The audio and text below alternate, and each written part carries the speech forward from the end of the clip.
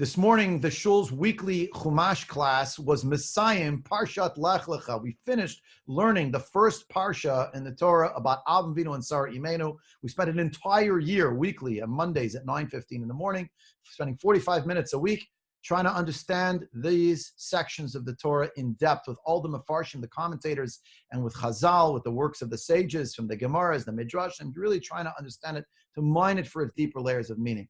So when we finished, I pointed out that I want to just reassure everyone. I'd like to reassure all of you as well. This much is certain. There will be a Rosh Hashanah. And on that Rosh Hashanah, we, the Jewish people, will be Mamlich HaKadosh Baruch Hu. We will crown Hashem. Not Corona, but HaKadosh Baruch Hu. Through the fulfillment of the mitzvot, through the hearing of the shofar. We will do this. Everything else, where it will be, what it will look like, how will we be able to deal with whatever challenges are coming up? All of that remains uncertain.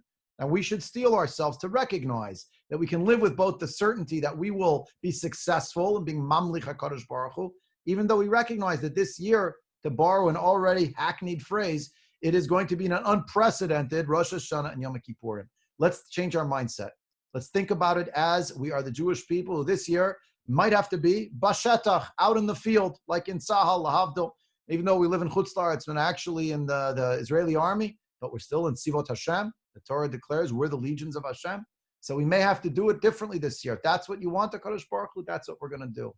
Now, as Tisha B'Av is receding into the rearview mirror, I just want to recap a couple of things. Firstly, it was deeply meaningful for me and for Lori, I know for Rabbi Sprung as well, to be able to greet so many people before Tisha B'Av with those little break fast to go packages that we were giving out in the 10 stops all across the neighborhood and meeting up with so many people. Granted, we were wearing masks. Granted, there was 6 to 10 feet in between us, and we're trying to shout to hear each other. But just to see people who I haven't seen in so long, who maybe have seen me via Zoom, two-dimensional, but many people commented how nice it was to see each other live in person.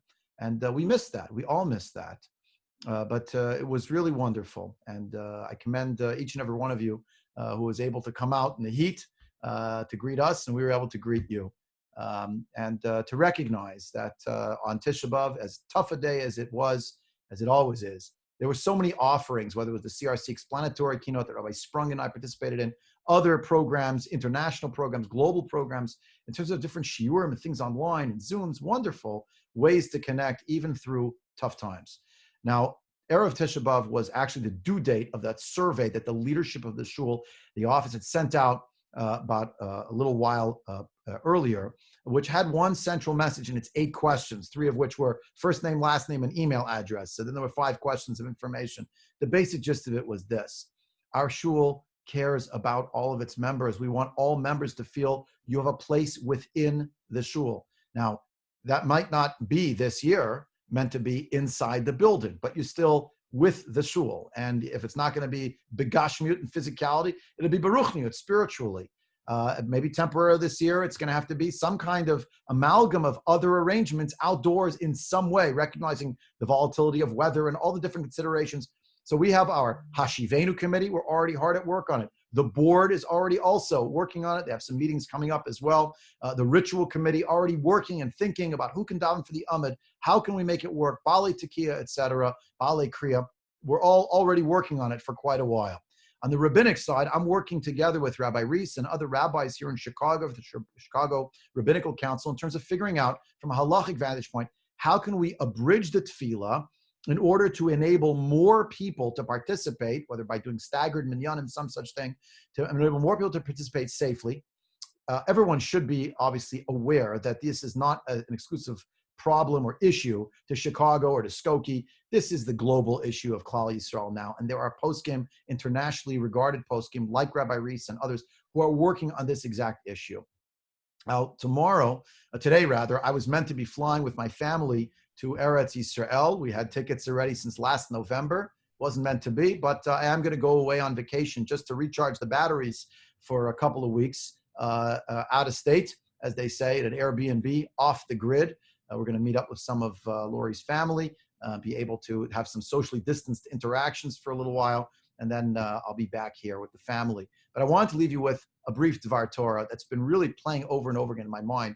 The Sfat Emet says that when the Gemara Masechet Yuma, the Yerushalmi, teaches any generation in which it was not built in its days, it is as if it was destroyed in its days. Kol dor she'eino nivne b'yamav ki'ilu nechrav b'yamav, asks the Sfat Emet, was there never a generation that was worthy? There were great tzaddikim. So if it wasn't rebuilt, if the Beit HaMikdash wasn't rebuilt in their day, does that mean that they weren't such great tzaddikim? They were really sinners? And he says, no, you don't understand. The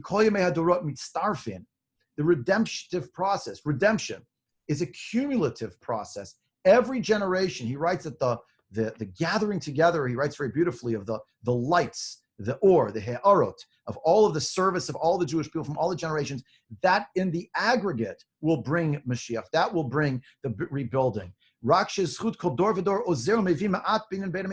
The merit of every generation brings us a little bit closer. And he says that's what the sentence from the Gemara means. Chazal meant to say any generation in which the days of that generation are not adding to the building can only mean that the days of that generation are detracting from the project.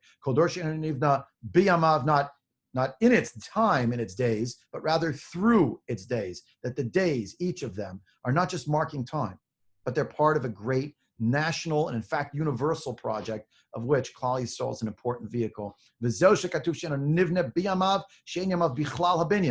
that your days are not counted as part of the act of building and the process of building. This is not only true on a collective level, it's also true on a personal level.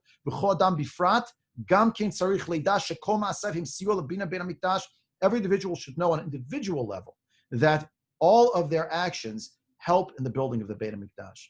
So however it's going to be this year for Rosh Hashanah Yom Kippur, Hashem, we're going to do our part, you'll do your part, whatever challenges you've thrown us, you'll still be throwing us maybe some other challenges, who knows what's going to happen. But we know that in our power as a community collectively is to stay together. In our power as individuals and as community is to mamlich HaKadosh Baruch Hu, to be mamlich Hashem, to coronate him and to declare Hamelech very proudly, whether we'll be doing so in shul or in some kind of outdoor configuration, perhaps, and perhaps even just in our own homes, but to know that HaKadosh Baruch Hu is in our lives and that we're part of Klal Yisrael. And through this period of time, we can stay together. And I hope that reassures you somewhat. I look forward to seeing everyone in a little while when I get back. Take care.